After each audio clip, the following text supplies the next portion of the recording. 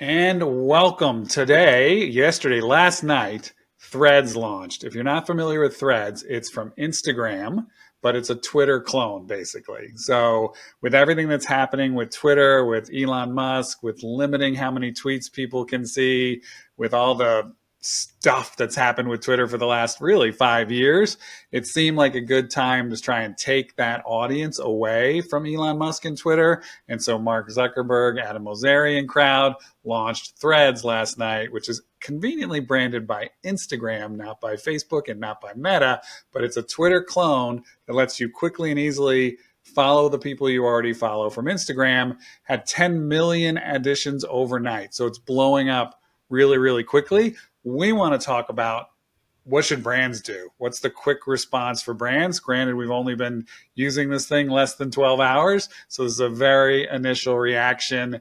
And the first question, anyone can jump in here, of course, doesn't have a clear, definitive answer. And that's, should brands be on Threads? Who wants to jump in on that? I'll jump in because I don't know that it's a definitive yes for every brand, right? But right now, Threads is thriving, no pun intended, as it pertains to community engagement. So we see a lot of customer-facing brands, brands that are generally more like effervescent, if you will, on Twitter and other platforms where they're used to getting in the nitty gritty with the community, playing jokes, having fun. Even sports brands where you're able to post those quick clips, those brands are doing really well right now on Threads. And I'd be interested, obviously we don't know the data yet, but I'm sure there's a large engagement and organic boom happening with Threads because it just opened. And so for brands that want to get in on that side of things, I think it could definitely be a great place to be. Yeah, What I are think some of one the thing. watch outs, Lisa? What do you say? Well, What are one some of thing the that watch outs or cautions? Watch outs. well, the watch out that I see is, a lot of brands are having that feeling this morning probably of, oh my gosh, there's already brands on there. Well, what should we do? Let's just get something out there without thinking that this is really a community management channel you're starting. So we do have some larger, clients that are taking, have maybe decided, from a customer care standpoint, we're not willing to open that can of worms quite yet. And that's just because there's probably everything's going to be native functionality at this point, unless they've been working through with other partners. And then the other thing is, a lot of the brands that are on there right now, they have gotten the heads up from Facebook themselves. So if you see Netflix, they've been working with Instagram. Well, I should say Instagram, I guess. They've been working with Instagram on this brand launch, which is a brilliant idea. It's also creating this kind of domino effect of other brands wanting to jump in as soon as possible to try to get that first mover advantage. But most of the first mover advantage is being clever. If your brand isn't very clever or really real time in its normal strategy, then I question whether you'll get much of it out of it at all right off the bat. I mean, I think you will get residual. Whoever you're following on Instagram may be curious and wanting to check you out, and you'll be in their feeds. But in terms of like being the next Wendy's or the next Netflix in your approach, I think that's just going to be hard to beat. And mainly the people that are going to be impressed with that are going to be other marketers and maybe just people that think it's funny. I don't think know. what you So said, Lisa, though, is really important that a lot of the brands we see most active right now on Threads had a heads up. And so it takes the pressure off of having to get on Threads and have this strategy immediately, because not even those brands did that. They have been planning their Thread strategy behind the scenes for months, and then now we're seeing it in action. And so there's an opportunity then to say, okay, wait, we can take it. Yes, it's popping right now, but we can take a beat and develop our Thread strategy and then engage when it seems right. I saw a pretty funny thread, actually. It was from Adam Kimmick. He was our client when he was at Walgreens, and he posted a fake conversation with an executive saying to the social media team, "What's our thread strategy?" And the social media team saying, "You haven't approved our content for LinkedIn from the 2016 editorial calendar yet." You know, That's and it's exactly kind what of I was like, thinking. And yeah, like it most of the depends on the brands brand. Like, are are, you, yeah. go ahead, Lisa. Well, most of the brands that are able to do this have real time baked into their DNA, or they have internal team members that are carrying some of this out. I question how agencies and brands can really work together. If that's really important for the brand, it should have already been part of the social media strategy. It's hard to do that overnight, literally overnight, is what we're talking about. It's not even 24 hours old yet. Yeah, I think that the brands that are taking advantage of it are the brands that are used to having a like trending topic conversation, and they're used to pulling out content pretty quickly and creating it for engagements or just to hit that trend. So I think it makes sense for the brands that are used to doing that to take a stab and join in, but I don't think it's something that all brands need to immediately like jump into if they don't have like a strategy in place. I think I dropped out there for a second, but there is a nice feature on there that I think is making threads so lively so quickly. And it's that when you come over from Instagram, it says, "Do you want to follow all your Instagram followers when they join?" And I said yes, in part because my Instagram is a relatively small group of people. If this had been Twitter and they said, "Do you want to follow everyone you follow on Twitter?" Absolutely not. But brands should click that button, right? The more followers you can get, the more engagement you can get. You've earned those followers already. I think that's definitely a button you want to hit if you're a brand. But What what about the content strategy? Do we need a specific content strategy for threads, and what's it look like? That's the most interesting part for me because at the end of the day, Threads was built by Instagram. And so some of the media capabilities already seem to be more fluid, a little bit better than they were if you're comparing to Twitter, the clone that it is. And so you're looking at, I follow a lot of photographers and other creative media types. And so they're posting, oh, we can do 4x5, we can do 16x9, we can do GIFs. They're all talking about all the types of content that they can see on Threads, and it shows up full, beautiful, and it kind of, you're not confined to a specific ratio. So it's going to be an interesting way to see how that shakes out long term, because it seems like there are a lot of more opportunities without it being a like a video first platform.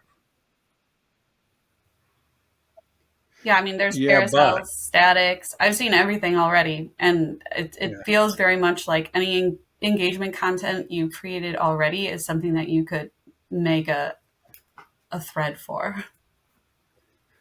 Lisa, we were talking earlier though. The audience is a bit weird. It's The not your audience, Twitter audience. yeah, the audience is weird because I feel like the audience is Instagram, but the content's kind of like Twitter, but then there's all these multimedia platforms. I don't know about you guys. I was on it and I honestly forgot for a moment how it's really that different from other social platforms, which it just makes me feel a little bit like we're duplicating so much of the functionality every single time. And everyone's wanting to make theirs a little bit unique and different. And part of it is supposed to be the simplicity of text, which gets still a little bit lost. So I think that we have to think when a content strategy comes up, this is a very new platform. So the content strategy that we're seeing now isn't necessarily what's going to resonate like a week, 2 weeks, a month from now. Everyone's on there right now, kind of just playing around and having fun and like saying, hey, I'm here. But what does that look like for the brand beyond that? And how can they sustain another new channel that's going to have community management, responses? It's going to have questions. It's going to have complaints. It's fun now, but it's going to turn into similar babysitting platforms that we see in the others. So I definitely think that there from a content strategy, is considering your audience. Who's your audience on Instagram? If you're going to be taking Twitter-like content and reaching that short form content, how is it different? Why should people follow? The same kind of questions that we think about when we're developing a channel strategy. The only thing is, it's so easy, and there's so much connection between the platforms that they're going to be building, which leads into a whole host of other thoughts. Taylor mentioned earlier, you can share a thread to a Instagram story really easily, which is something you couldn't do before. So then that's pretty interesting. But all of these formats take some time and planning. And just because you do have the content somewhere else, if it's overly promotional right now, it feels like, or overly branded, which we've kind of leaned into because of ad formats on other channels, it may not resonate as well on Threads, or it may feel like you can't read the room right off the bat. So I'd be careful to just like slap everything that was like previously approved on another channel on there as a syndication. That's a good point. Oh, yeah. Yeah, go ahead, Nash.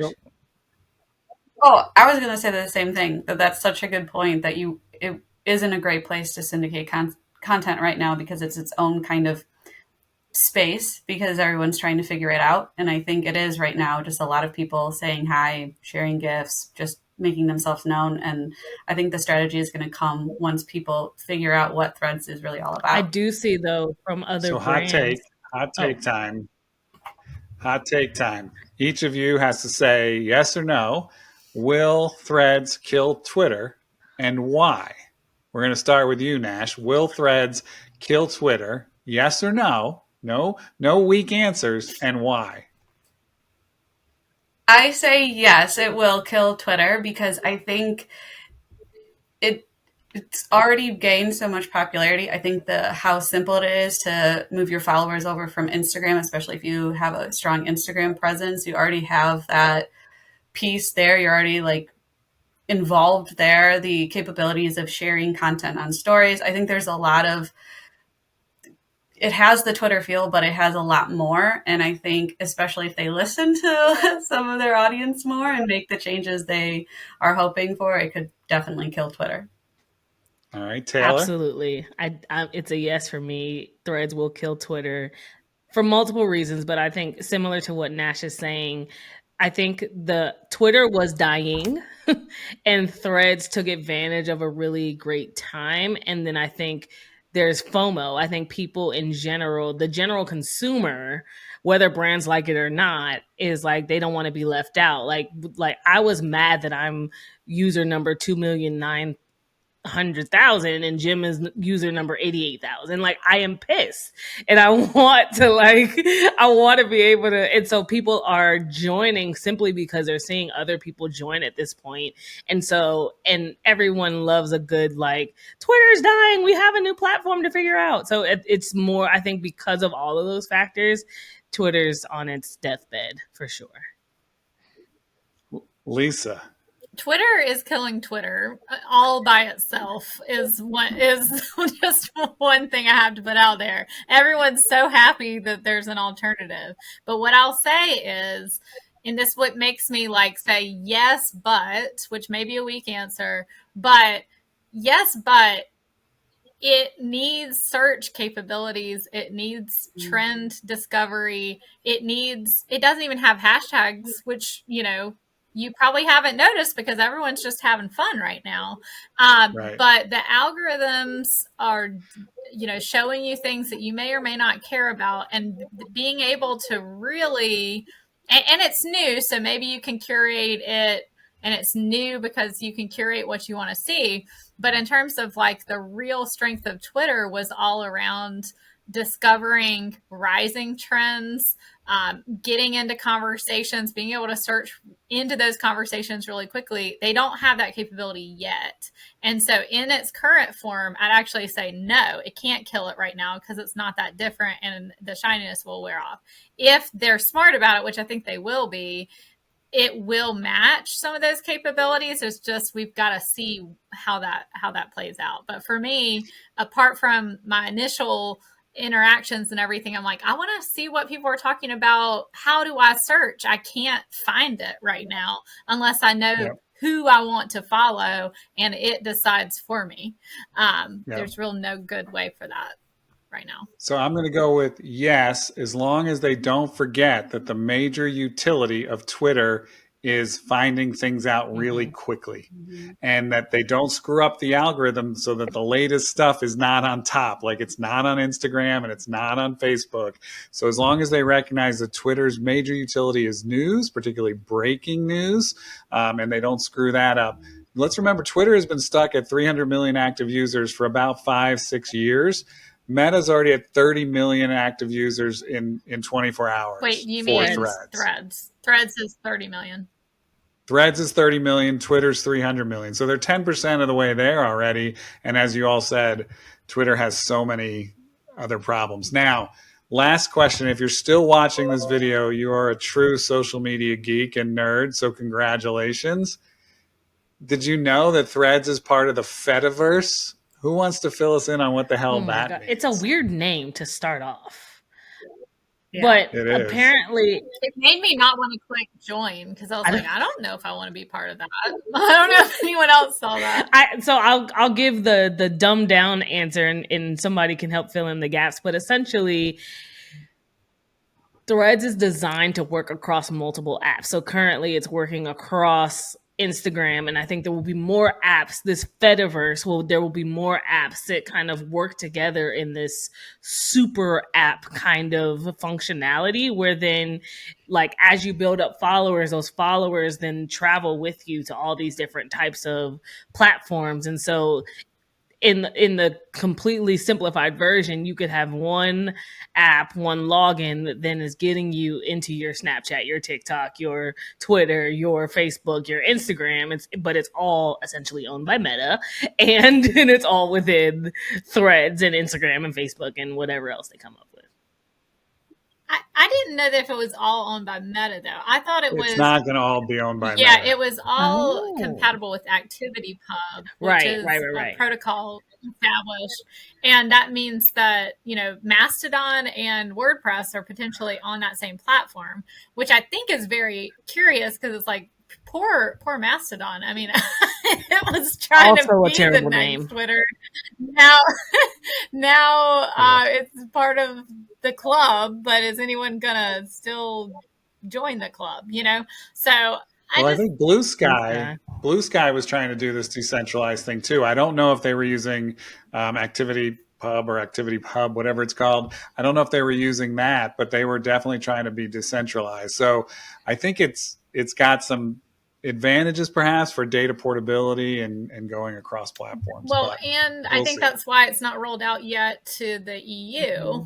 Threads is still not to the European Union because of, then that opens up a can of worms of privacy laws and all sorts of things, right? So that becomes a nice thing and a nice concept and totally Zuckerberg and his vision of world dominance, but it's not necessarily always an easy route either. So missing out, I think they said that was one of their largest markets. So that's obviously something that they're going to try to get a handle on.